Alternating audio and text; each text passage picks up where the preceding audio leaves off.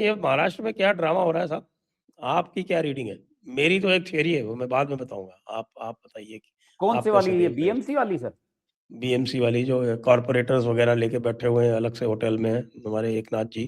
Sir कुछ भी हो, ये तो बीजेपी का मेयर बनेगा सर, इनके कहने से क्या होता है? देखिए, थ्योरी चलाने वालों की बात देखिए। राजदीप सरदेसाई अपने एनालिसिस में ये कह रहा था कि अगर शिंदे और यूबीटी इनकी सीटें जोड़ दी जाए तो आज भी जो एकीकृत शिवसेना है वो बीजेपी से ऊपर है, नंबर 1 पार्टी है।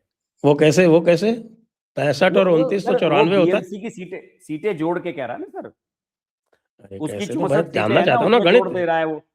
एमएनएस वगैरह सबकी जोड़ के बता रहा है वो, और चलो कि अगर ये सारे एक 65 हो जाएं तो जोड़ तो देते हैं ये। ना हम। हाथ कंगन को आरसी क्या, पढ़े लिखे को फारसी क्या।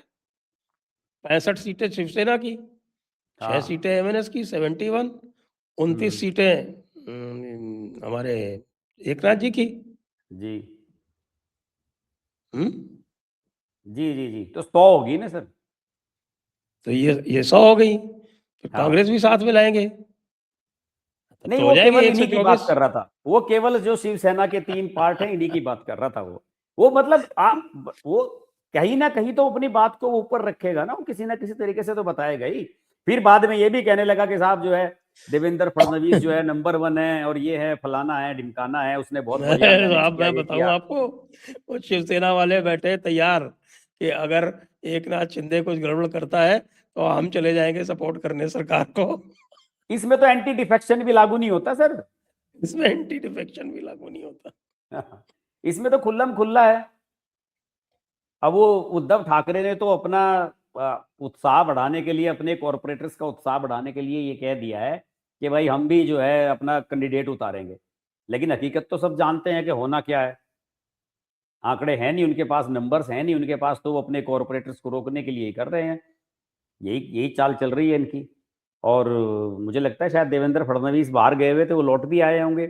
अब तो लॉटरी वोटरी डलने वाली है शायद आजकल में, हाँ। रिजर्वेशन वाली, उसके बाद ही फाइनल होगा ये सब कुछ। तो इसमें कुछ वो है तो नहीं सर सैटरडे ये। को गए थे 5 दिन के लिए। तो अभी तो फिर आए नहीं होंगे।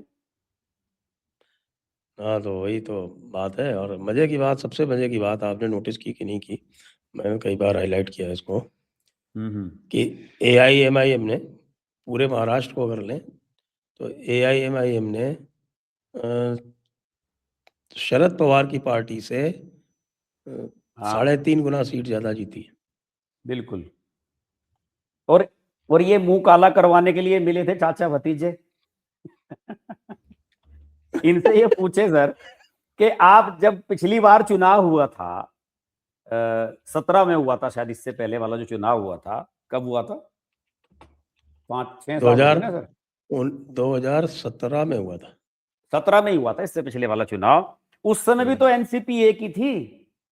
उस समय भी बीजेपी ने जीती हुई थी पुणे वाली सीट। तो पुणे वाली सीट पे तो हैट्रिक हुई है शायद बीजेपी की। हाँ, तो वो 3 बार से जीत रही है सीट। तो ये क्या क्या लॉजिक है? नहीं, लेकिन वो जो पिंपरी चिंचवाड़ वाली सीट है ना, वो एनसीपी के पास थी।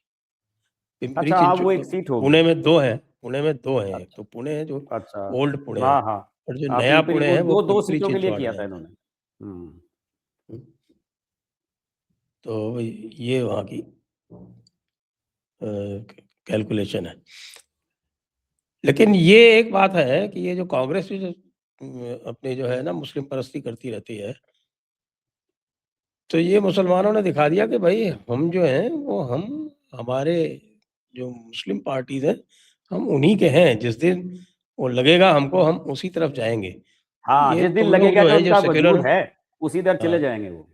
सेक्युलर पार्टीज को हम तब तक सपोर्ट करते हैं जब तक ये ट्रांजिशन विकल्प चल ना रहा है। हो, विकल्प हाँ विकल्पहीनता की स्थिति में। अब हाँ, बिहार में बाकी देखो ना सर, बिहार में पिछली बार भी 5 जीती थी, अब की बार भी जीत गई है ओवैसी की बिल्कुल। पार्टी। 114 कॉर्पोरेटर बने सर असदुद्दीन ओवैसी के महाराष्ट्र में, 114। नहीं, 125 हो गए थे लास्ट में, 114 शुरू में थे। फाइनल जो अच्छा रिजल्ट है वो 125 का है। अच्छा, बाद में बढ़ गए होंगे वो। हाँ, वो उस समय पूरे रिजल्ट डिक्लेयर नहीं हुए थे। तो ये स्थिति है। वैसे तो सर इस हिसाब से तो बस 2 ही पार्टी बचेंगी।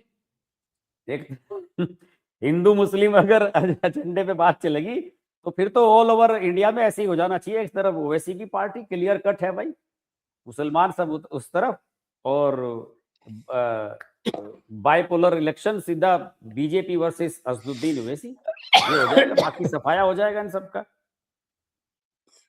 हाँ, बिल्कुल हो जाएगा, होना भी चाहिए। क्यों नहीं?